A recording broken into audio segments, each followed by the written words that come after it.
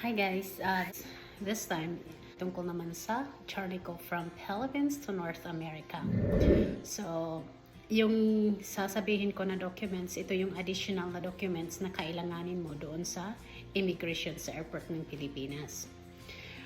Number 1 is CFO certificate, travel tax at e-travel. Tapos of course, visa, given na yan. So, yung travel tax, doon mo na makukuha sa mismo sa airport sa atin. Magbabayad ka ng 1,620 pesos ata yun. Tapos, kukunin yan doon sa airline. Pag check-in mo, kukunin nila ang resibo mo. Tapos, yun, may copy ka naman doon. Tapos, yung e-travel na yan, sa online mo makukuha.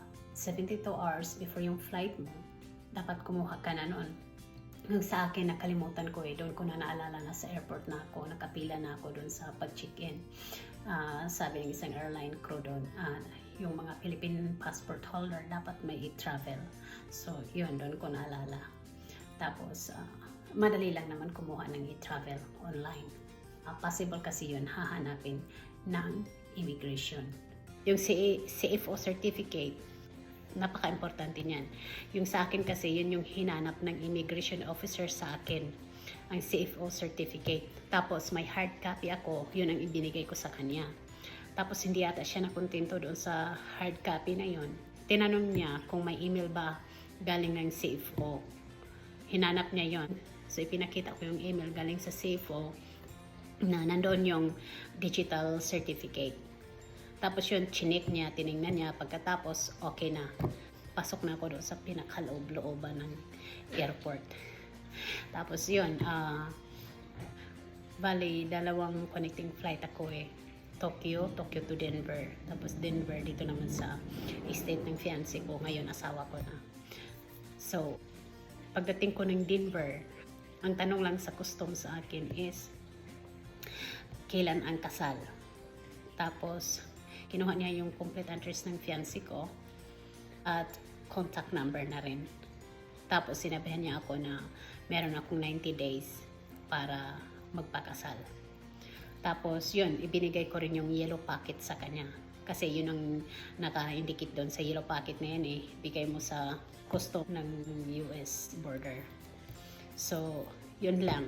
Tapos, pag may dala kayong pagkain, doon sa custom, tatanungin ka rin kung may pagkain ka bang dala.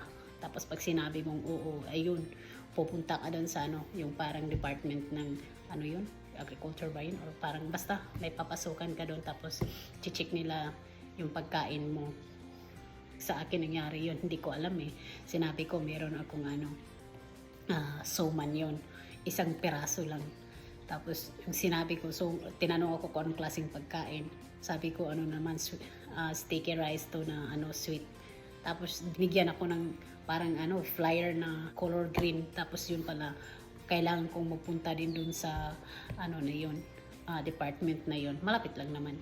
Tapos, check nila yung, tapos tatanungin kanila uli doon kung ano yung dala mong pagkain. Tapos, yun, pasok ka na doon. Yun lang, bali, yun lang yung experience ko. Walang masyadong tanong sa custom. Swerte lang siguro ako nung time na yun. Hindi matanong. Tapos, okay naman yung custom officer doon. Parang approachable siya. So, yun lang guys ang masasabi ko sa experience ko sa immigration sa atin at sa custom border dito sa US.